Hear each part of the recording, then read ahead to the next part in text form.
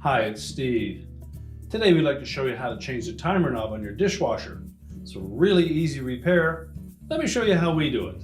Now, if the old knob is still intact on your dishwasher, you will need to remove that first and just make sure down the center of that timer shaft that there are no pieces left there. And if so, you'll need to pull them out with a pair of needle nose pliers or some type of a hook.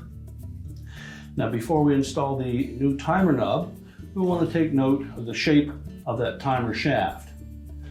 There are two slots. One of those is a little bit wider than the other, so take note of that. As well as on one portion of that timer shaft, you'll see a groove cut in it.